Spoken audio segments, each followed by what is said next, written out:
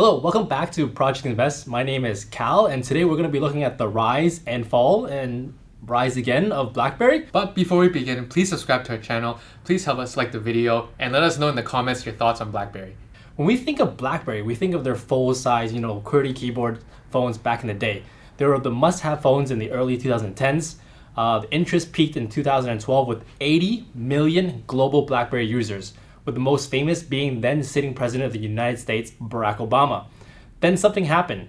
Some guy came along and gave this presentation that triggered the fall of BlackBerry. The problem with them is really sort of in the bottom 40 there.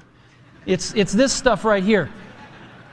They all have these keyboards that are there whether you need them or not to be there. So we now know what happened. Touchscreen was the future. Steve Jobs saw the writing on the wall already. Now Apple and Android dominate the mobile phone industry. So what happened to BlackBerry?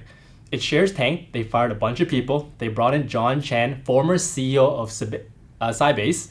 He wanted to transform the business away from the unprofitable hardware to high margin products such as software and services, while still focusing on its core identity, which is security. Let's jump forward to present day, as there were many highlights to talk about between then and now. So what's going on with BlackBerry now? John Chan has turned BlackBerry into the IoT market leader. So it's Internet of Things. So looking at this slide right here, the business transformation, you can tell that previously they did 3% in services and software, whereas in present day, it's essentially the entire business, 98% with 70% gross margin. So that's a huge transformation. Because of the transformation, they're now working with some of the biggest names in their respective industries. So you got Microsoft, Samsung, Google. So they got three business lines: BlackBerry Spark for enterprise solution, BlackBerry Secure Communications. It sounds exactly as what it is. And they got BlackBerry QNX OS. This OS plays a huge role in BlackBerry's smart car play. It's already embedded in 175 million plus cars. Automakers such as Audi, BMW, Ford, GM, Honda, Hyundai, Jaguar Land Rover, Kia, Maserati, I'm out of fingers, Mercedes-Benz, Porsche, Toyota, Volkswagen all use this BlackBerry QNX software in their digital instrument clusters, connectivity modules, hands-free, infotainment systems, advanced driver systems, so think autonomous, think connected vehicles. Another source of revenue that not a lot of people know about is that they hold 38,000 plus patents and applications. Why is there a sudden interest in BlackBerry and the spike in the share price now? So one of the reasons are recently Huawei acquired 90 patents from BlackBerry. They recently settled another patent dispute with Facebook, accusing the social media network of allegedly infringing on BlackBerry messaging technology. BlackBerry has a treasure trove of patents and applications, so this is probably not the last time we heard about these patent disputes and settlements.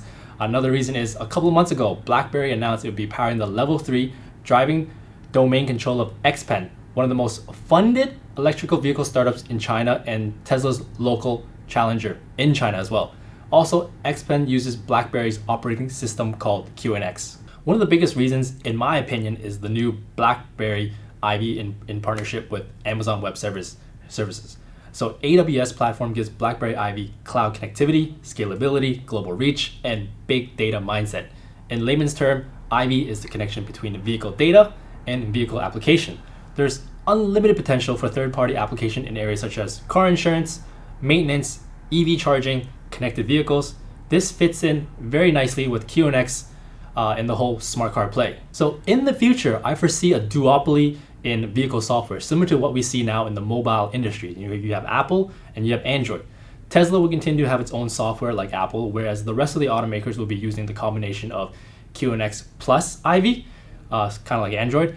I don't see the automakers, especially the legacy automakers, creating their own. Historically, they have been horrible in software, and I think at the heart, the bread and butter is still the hardware making. So this is the reason we are very bullish on BlackBerry. Full disclosure, we have a long position in BlackBerry. You can follow our portfolio on Walmart, see the description below. We don't have a big position though, because we want to see more before investing more. I think if the company was a startup, investors would be in love with it. It's just that they got a bad rep from their former life as a phone maker. All of this is potential. It's down to BlackBerry to execute. They haven't really done so in the past. Hopefully this time is different. I do want to give credit where credit is due. I want to commend John Chen and his team for making changes, because it's very tough and it's a very painful process. And now we're seeing that investors are rewarding him. So to wrap this up, again, please invest safely and see you guys in the next one.